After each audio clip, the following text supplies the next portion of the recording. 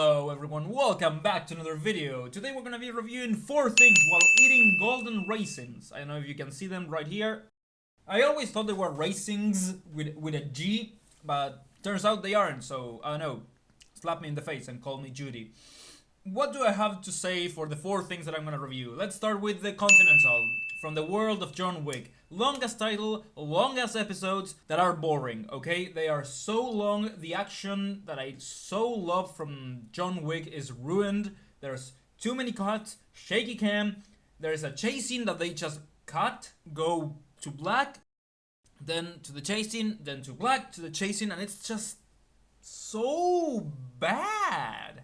It's extremely bad, okay? I don't think I have anything positive to say about this TV show. It's not the worst thing I've watched this year, but it's like a good contender for the top 5, okay? It's just like, it's there. God damn it, that's boring. I couldn't help myself but to grab TikTok and start watching TikToks because it was oh so boring. 1 hour and a half each episode. Dude, why? Who thought this was a good idea? I hope they stop making spin-offs from the John Wick movies. I really hope, because they're gonna ruin something good. Because that's what Hollywood knows and loves. Ruining things when they're perfectly fine. MCU? Ruined. Star Wars? Ruined. John Wick? In the process. If they stop with the spin-offs, or they make actually something good, maybe. But right now, with the Continental added to the franchise, it's just god-awful. I don't want it. I don't want anything to do with it. I watched it only because it was 3 episodes. I feel like the streets and the world itself feels like an Arkham Knight game, you know, like one of those Batman games that are just like pretty good for a game, but not for a TV show, okay? It's just feels weird, unreal. Also, my god, they have the worst music transitions I've ever seen, you know? Like, let me just tell you, no, they have JoJo music, okay? I know it's not a JoJo song, but the To Be Continued meme, I thought it was a TikTok that I was watching. I literally had to stop watching TikTok to confirm that it was the actual TV show. I was so surprised that they used that song. There is no way in hell they didn't check that. I don't know, that song would make a lot of people, I don't know if cringe is the word that I'm looking for, but maybe just throw them off. You could have checked that. So overall, I'm gonna give the Continental a total score of 4.9. One of the worst things I watched this month and this year. And now let's jump to the next one, The Big Lebowski. An old movie. Pretty old movie, okay? So I'm gonna make it short for you because it's not a movie for everyone. So it's a comedic movie. It's funny. It has the haha, you know, you have some goofs and laughs.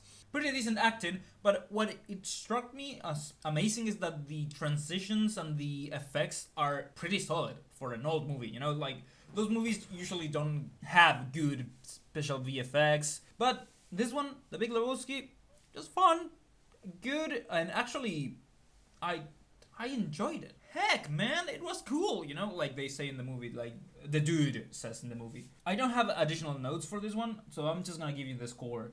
So I'm gonna give The Big Lebowski a total score of 7.2. I enjoyed it, but I don't know why. So next up, we have Prey. That movie, I think it came out last year, and I don't have a lot to say. Also, a pretty solid movie, to be completely honest with you. I don't know why I enjoyed it more than any other movie on this list.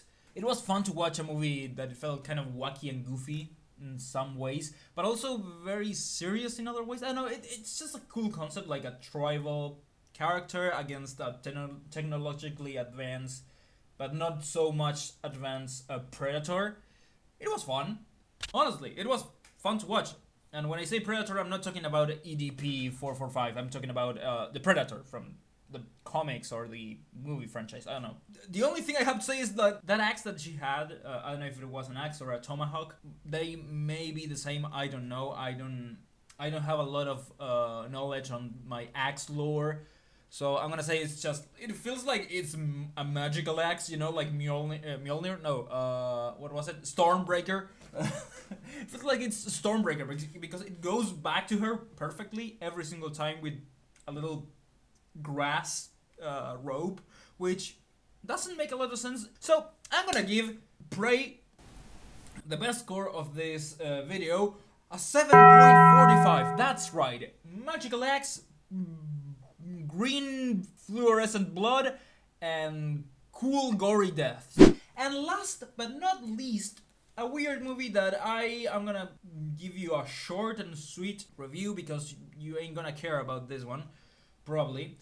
At Eternity's Gate. I don't know why I wanted to watch this movie in the first place. I don't know why it was on my list.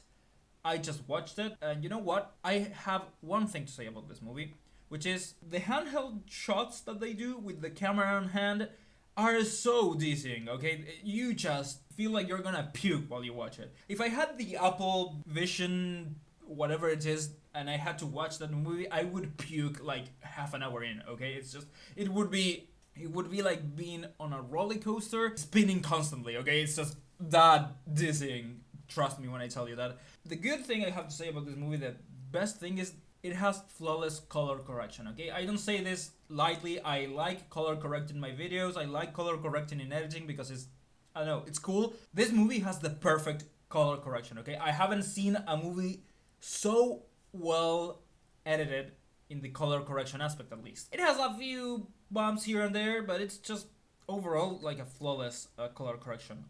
This movie is about Van Gogh's journey and life. It's a biopic, I think they call it, like Oppenheimer. This one is not as good as Oppenheimer, but it's extremely well done, I guess. I don't know much about Van Gogh, and if you don't like painting, which I don't, you're not gonna enjoy it, so probably don't watch it. Overall, I'm gonna give...